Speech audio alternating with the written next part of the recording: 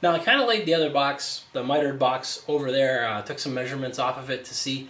Basically, if I take the measurements in millimeters of the inside of the miters, I can just add an extra millimeter for each side and pretty much I'll have it set because they're about a millimeter, millimeter and a half deep on either side. So the panel will be able to float and have a little bit of room. And of course, as I mentioned, it's pretty easy to go ahead and maybe make some of those dados a little deeper, but as long as we get in there, we're all right. So in making that on this panel, what I want to do is, of course, this is kind of straight. This is where I did some glue up. This is kind of straight. There's a bump there. But these two sides here are not straight at all. So in creating this panel, what I want to do is simply mark a straight line here parallel to the rest of the grain, and then I'll cut it with saw, hand saw, and then I'm going to put it in the vise in order to make that edge dead straight because I'm not going to do that great of a cut with this.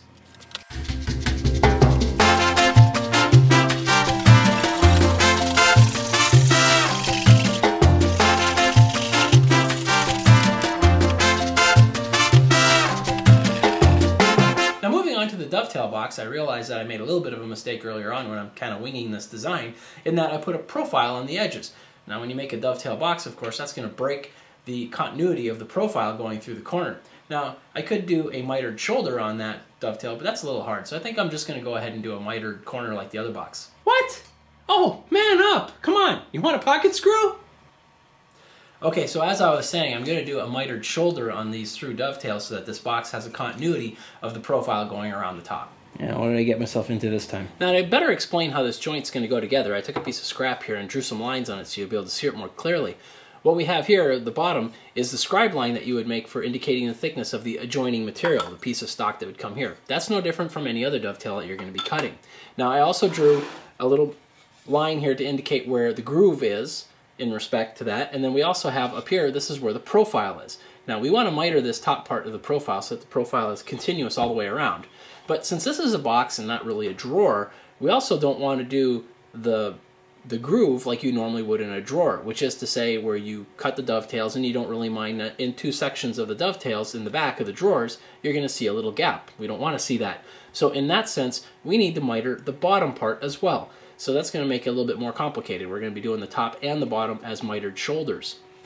Now the initial cut that we need to make is that we're going to need to make a straight cut here, just straight vertical, just slightly below the profile. I've drawn it a little further off, but you'd want to be enough away that you have a bit of a shoulder there so you don't interrupt the curve of the profile. Now for the groove, we're going to want to do the same thing down here. Give it a little bit of room above and make a straight vertical cut. Now after that, between here, now you're in regular everyday through dovetail land. So we'll cut a dovetail here.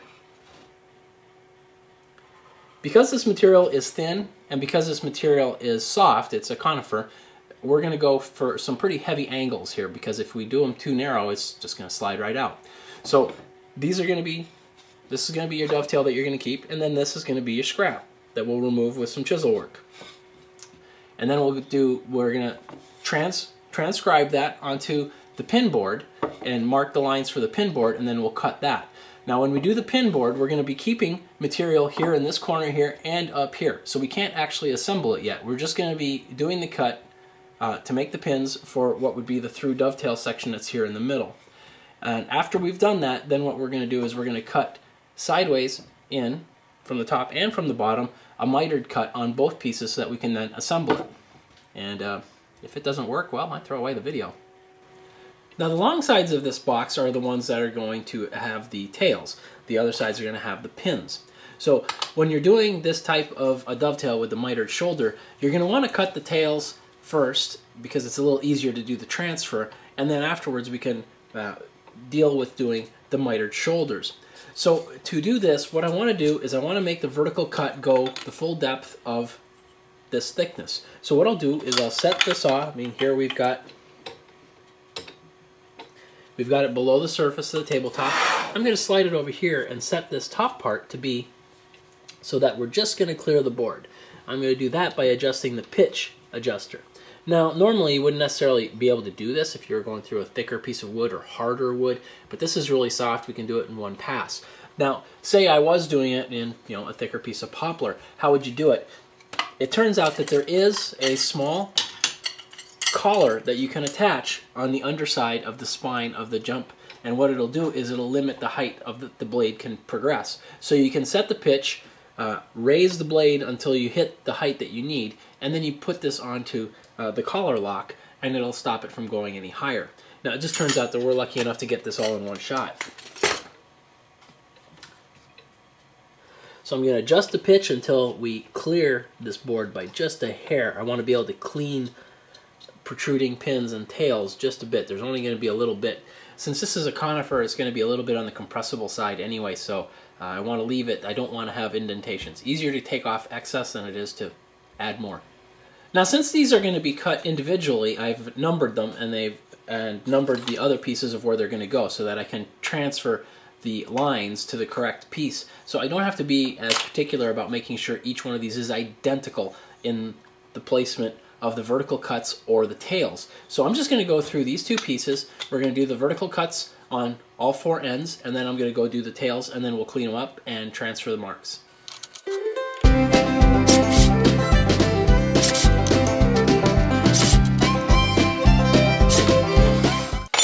So now I'm going to set the angle for the tails. Now, normally you would set them, say, at an 8-1 tail for hardwood or 6-1 for softer wood.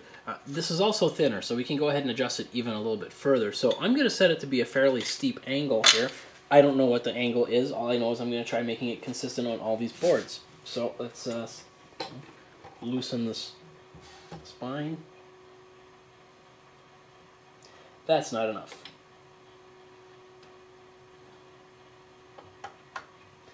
Let's see what this is going to look like when it's up in the air.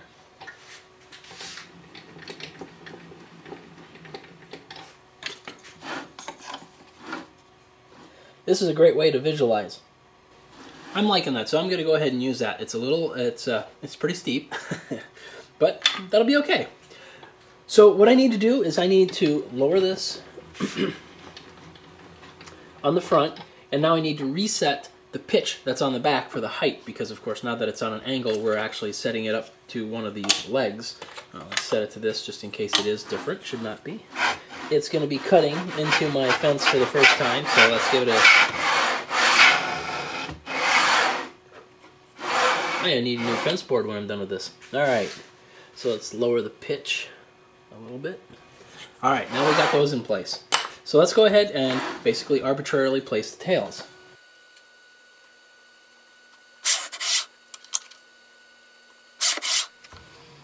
So there you can see the cuts made for the tails, and I've already colored in a little bit with pencil the parts I'll be removing. Now, of course, the top part here, and then the other side, those are going to remain. Just that little bit that we're going to clear out on either side of that tail, as we will be addressing these when we do the shoulders. So we got the dovetails cleaned out. They're kind of clean. I might need a little touch-up on some of those. Good thing I have a 16th inch chisel to get in there. So what we're going to do now is I'm going to transcribe these tails onto the pin boards. Now the trick is going to be making sure I get the right sides together. Here we go, 4 and 4.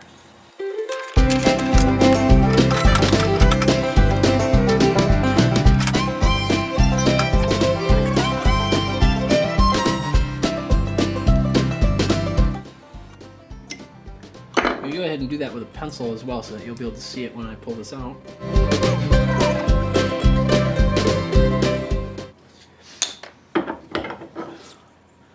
So you can see the markings on the end barely.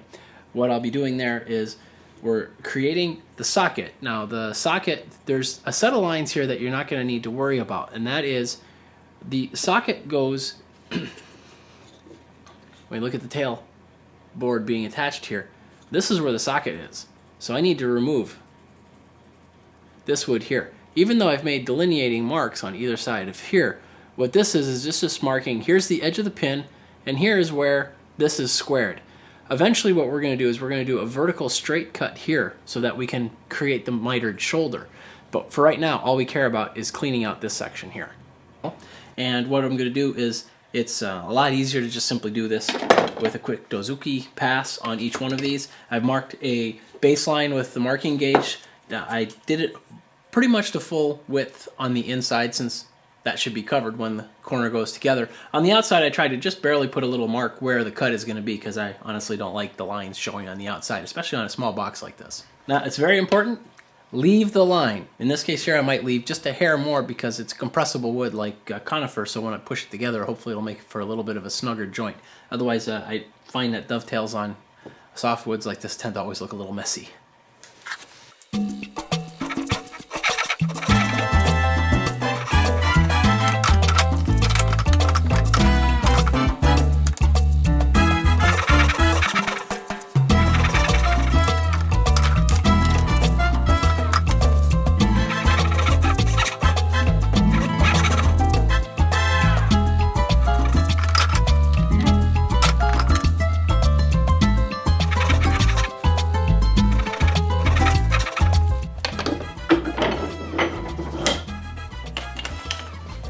Now we just clean it out.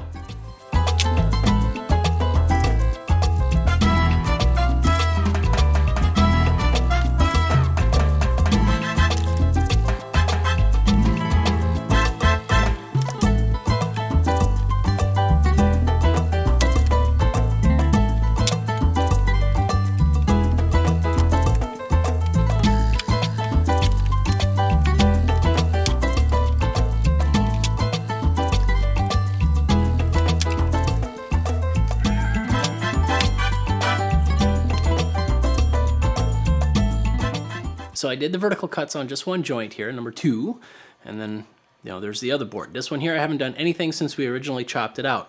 What I'm going to do now is I'm going to cut the miters on the shoulders for both of these. Now you got to remember on this one here, when there's a shoulder, there's just going to be a shoulder on what looks like a small kind of pin on this tailboard on both sides. On this one here, it's actually going to go down and then meet with the existing pin. So what I have here is a little scrap of poplar that I cut a 45 on. So all I'm going to do is just use this little block to elevate it, to go and cut straight down, kind of a little bit of a nuisance. I'm going to go ahead and put it on this block here. We'll put the 45 in the front. The joint that I'm trying to cut here, see, line this up with an edge. Of course, this assumes this block is square, which I actually did verify that. Just in case, that would be a horrible mistake. Put that all the way up to its edge. There we go. That's the cut I want to make. I'm going to use that as my cutting guide. So just put this Dozuki blade directly on the wood on the 45 and start cutting. Cut gently.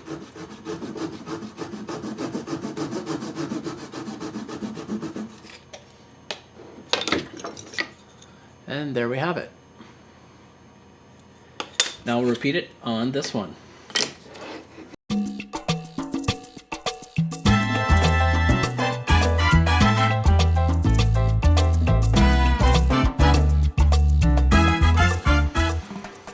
The other side. So you can see that you can see the pencil lines and such.